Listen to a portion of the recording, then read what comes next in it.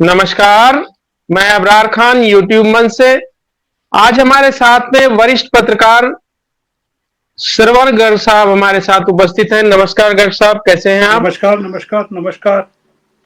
Sir, चुनाव खत्म हो गया, नतीजे आ गए और शपथ ग्रहण भी हो गया। सरकार ने शपथ ग्रहण कर लिया और 24 तारीख से लोकसभा स्टार्ट हो जाएगी। स्थिति अब ये दिख रही है, जिस तरह से सोशल मीडिया पर और तरह तरह की जो बातें आ रही हैं, उसमें ये दिख रहा है कि क्या भारतीय जनता पार्टी विभाजन की ओर बढ़ रही है या मोहन भागवत जी अपने अस्तित्व को बचाने के हिसाब से वो आगे बढ़ रहे हैं। क्या लग रहा है सर आपको? देखिए, तो आपके सवाल में दो तीन चीजें हैं। पहला सवाल आपने कहा कि पहली बात कही आपने, चुनाव खत्म हो गए। तो मैं ये आपको कहना चाहता हूं कि चुनाव अभी खत्म नहीं हुए हैं। चुनाव अभी देखिए, उपचुनाव हैं विधानसभा के 10 जुलाई को। उसके बाद जिन सांसदों ने विधानसभा की सदस्यता छोड़कर संसद का चुनाव लड़ा और जीत गए, उनकी सीटें खाली हुई हैं, हम्म। उनके चुनाव हैं। तीसरा ये कि इस साल अक्टूबर तक महाराष्ट्र और हरियाणा में चुनाव हैं विधानसभाओं के, जो कि महत्वपूर्ण इसलिए हैं कि ये जो अभी लोकसभा के चुनाव हुए, इसमें सबसे ज्यादा नुकसान बीजेपी को हरियाणा और महाराष्ट्र से हुआ। आपने देखा कि महाराष्ट्र में कांग्रेस ने 13 सीटें जीत ली जी। और शिवसेना ने भी काफी वहां सीटें जीती है। बीजेपी को बहुत नुकसान हुआ। आपने देखा कि हरियाणा में 10 में से 5 सीटें कांग्रेस ने जीत ली। जी। मतलब 10 की 10 थी पहले बीजेपी के पास। तो आपका जो पहला आपने जो बात शुरू की कि चुनाव खत्म हो गए, चुनाव अभी खत्म नहीं हुए। चुनाव खत्म होंगे अगले साल बिहार के साथ। हम्म। बिहार में अगले साल चुनाव है और अगले साल आखिर में। महाराष्ट्र में अगर बीजेपी की हुकूमत चली जाती है और हरियाणा में चली जाती है और बिहार में चली जाती है, तो आप पाएंगे कि जो आपका जो दूसरा सवाल है, ये पहले से जुड़ा हुआ है। आपने पहला सवाल ये कहा चुनाव खत्म हो गए, मैंने कहा चुनाव खत्म नहीं हुए। फिर मैंने कहा कि चुनाव अभी जारी हैं और अगले साल के आखिर तक तो लगातार चुनाव हैं। बिहार, महाराष्ट्र इसलिए इम्पोर्टेंट हैं कि जेडीयू का समर्थन मोदी जी को है हम्म। और एक नाथ शिंदे के लोगों का समर्थन मोदी जी को है। हम्म। अगर बिहार में बड़ा उलटफेर हो जाता है, जो कि संभावित है, तो नीतीश कुमार की कमर टूट जाएगी और बीजेपी की कमर टूट जाएगी बिहार में।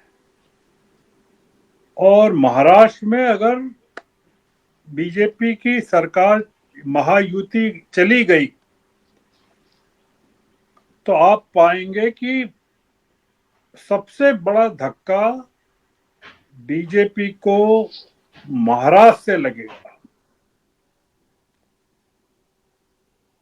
आपका जो दूसरा सवाल है कि बीजेपी के विभाजन का, बीजेपी में विभाजन तो जिस दिन मोदी जी आए तब से चल रहा है। पर ये जो विभाजन है, ये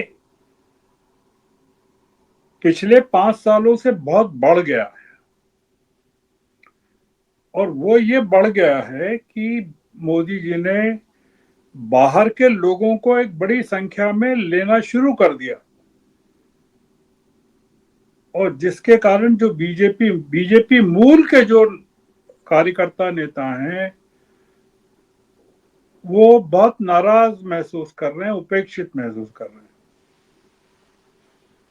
बीजेपी ने जितने उम्मीदवारों को खड़ा किया, मतलब देखिए, बीजेपी ने कुछ सीटें तो जेडीयू को दी, कुछ सीटें लोक जनशक्ति पार्टी को दी बिहार में, कुछ राजभोर को दी, अपना दल को दी, जीतनराम को दी, निषाद पार्टी को दी, और शिंदे गुट को दी, अजीत गुट को दी। मोटे तौर पर जो बता रहे हैं, बीजेपी ने अपने जो कैंडिडेट्स खड़े किए उसमें करीबन 100 से ज्यादा कैंडिडेट्स उन्होंने वो कैंडिडेट खड़े किए जो दूसरे दलों से लाए थे, इन्होंने डिफेक्ट करके लाए थे। तो हुआ ये कि जो बीजेपी के लोग हैं या बीजेपी के नेता हैं या कार्यकर्ता हैं जो बरसों से काम कर रहे हैं वो नाराज थे। और अब ये स्थिति है कि बीजेपी में वो देख रहे हैं कि मोदी जी कमजोर हो गए हैं या बीजेपी कमजोर हो गई है, और सत्ता बस बची है जाने से, जाते जाते।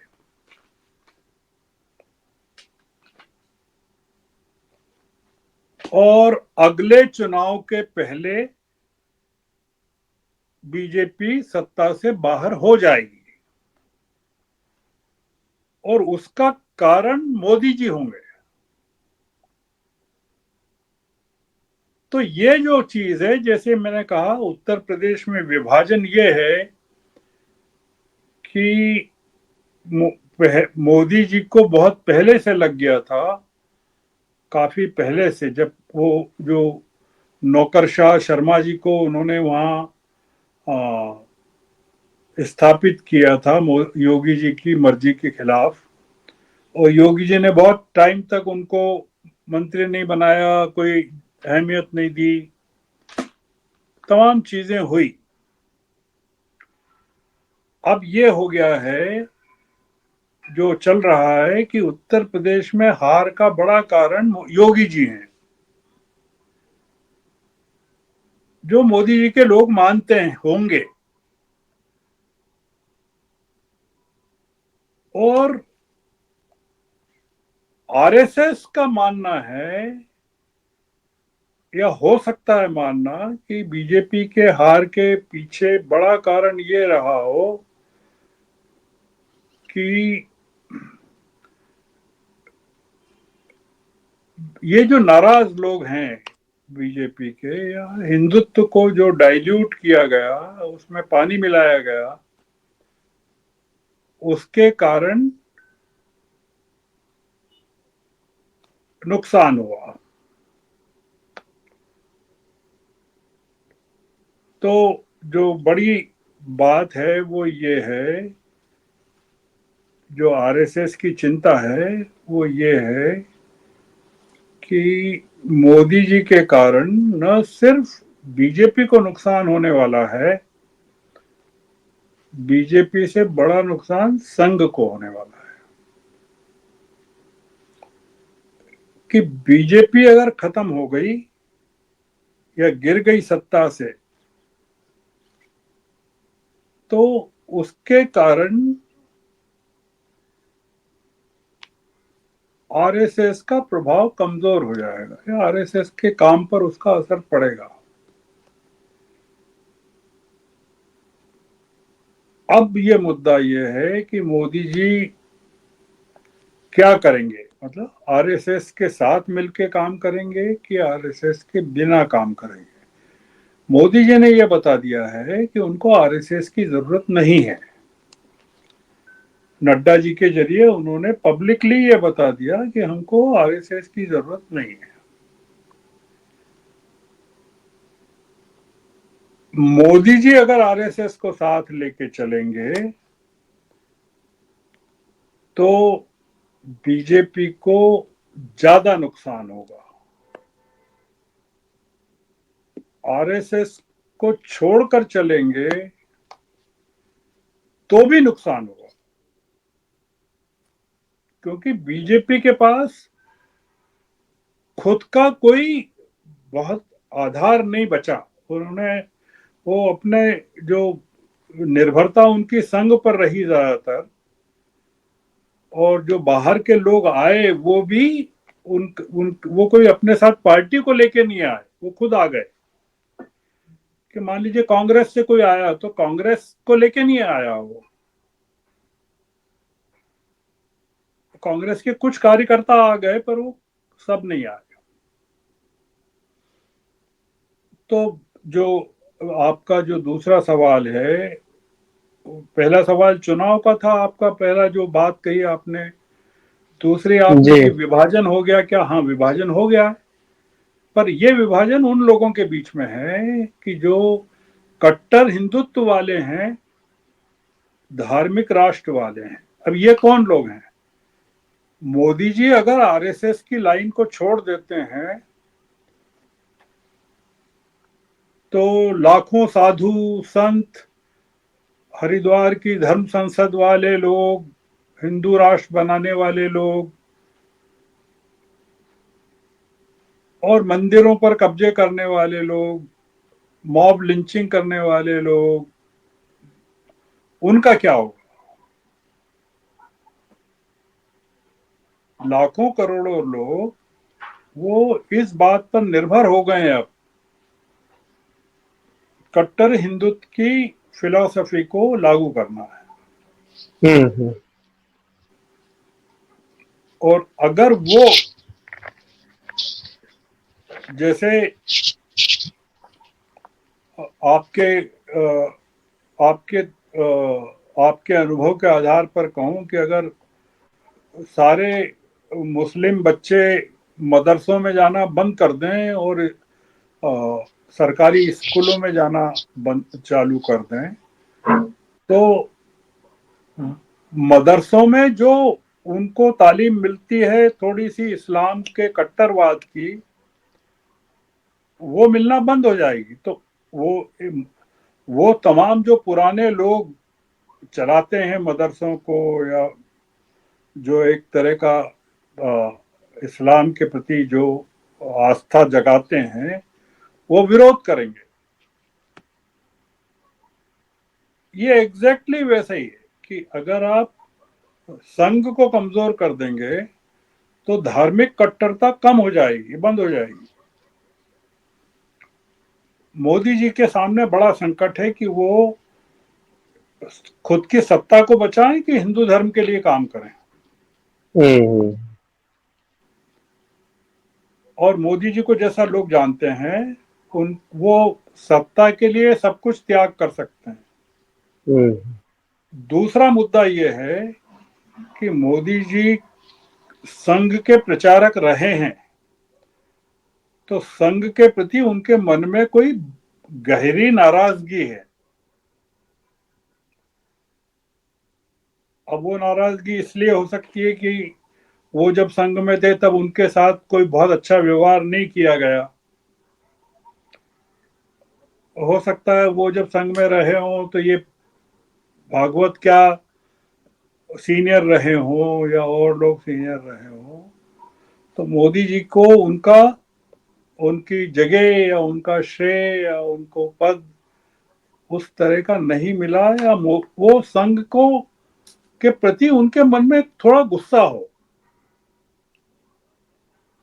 और वो ये मानते हो कि संघ का जो काम है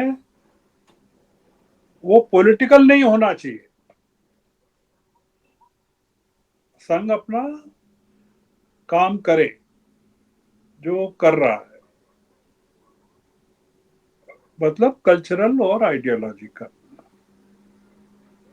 पॉलिटिकल नहीं होना चाहिए। और भागवत साहब का मानना है, या हो सकता है कि हम पॉलिटिकल भी हस्तक्षेप करेंगे। ये है दिक्कत। अब आपका कोई आखिरी सवाल हो तो पूछना है।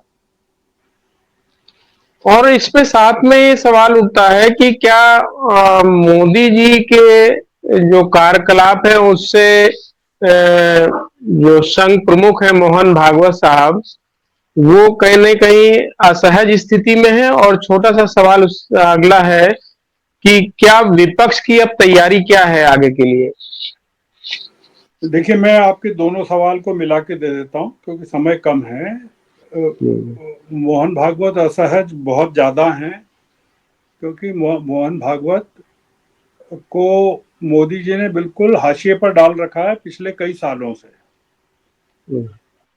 और मोहन भागवत बहुत महत्वाकांक्षी हैं और वो मानते हैं कि उनको संघ के प्रमुख होने के नाते बीजेपी के सारे निर्णयों में भागीदारी और राय का स्थान होना चाहिए, और मोदी जी ऐसा नहीं मानते हैं। वो कहते हैं कि आपकी जरूरत नहीं है हमको। विपक्ष की तैयारी ये है कि अब विपक्ष ने काफी उपलब्धि कर ली है और इस संसद में विपक्ष का टेस्ट हो जाएगा।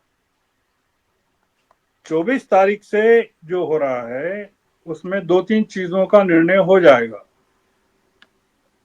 स्पीकर कौन बनता है, डिप्टी स्पीकर देते हैं कि नहीं देते हैं विपक्ष को,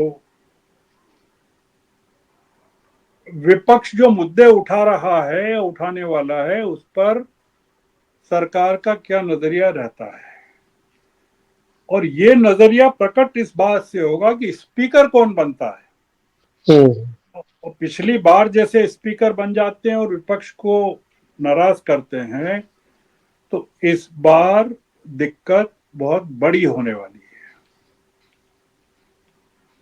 तो इसलिए ये जो विपक्ष है, राहुल गांधी बोल चुके हैं कि इस बार हमारे पास बहुत बड़ी सेना है संसद में, और सरकार का नजरिया क्या रहता है विपक्ष के प्रति, ये सब कुछ उस पर निर्भर करेगा कि सरकार विपक्ष के साथ किस तरह का व्यवहार करना चाहती है। अगर सरकार उसी तरह से चलना चाहती है, और दूसरी आखिरी बात ये जो आपने कहा था, जो आपका एक सवाल था भागवत का लेकर, उसका जवाब ये है कि बीजेपी का अध्यक्ष मोदी जी किसको बनाते हैं? वो क्या ऐसे व्यक्ति को बनाते हैं जो संघ के प्रति सहिष्णु है, या ऐसे व्यक्ति को बनाते हैं जो संघ के साथ किसी भी तरह का व्यवहार नहीं करेगा? तो मोहन भागवत का नजरिया बहुत कुछ इस बात पर निर्भर, मान लीजिए कि शिवराज सिंह को बनाते हैं कभी, तो संघ को मंजूर होगा कि भाई वो संघ के बेसिकली नजदीक हैं। उदाहरण दे रहा हूं कि वो शिवराज सिंह को बनाते हैं, जो कि संभावना है, तो फिर संघ को ज्यादा आपत्ति नहीं होगी। तो क्योंकि संघ चाहता है कि बीजेपी का अध्यक्ष ऐसा व्यक्ति बने जिसको वो आगे चलकर प्रधानमंत्री के पद के लिए प्रोजेक्ट कर सके। जी। और उसमें जो संघ है वो शिवराज सिंह को के प्रति संघ की नाराजगी नहीं है। संघ की पहली चॉइस शिवराज सिंह है प्रधानमंत्री पद के लिए, जो कि 2014 में भी था। तो आपके सभी सवालों के मैंने जवाब दिए। बहुत अच्छे सवाल हैं आपके जी। बहुत ये बड़े तात्कालिक सवाल हैं और जनता इनको जानना चाहती है। मुझे आशा है कि आपके दर्शक इस संवाद को पसंद करेंगे, और आपका और आपके चैनल का, पत्रकार लाइव का बहुत बहुत आभार, बहुत बहुत धन्यवाद। जी, बहुत बहुत धन्यवाद।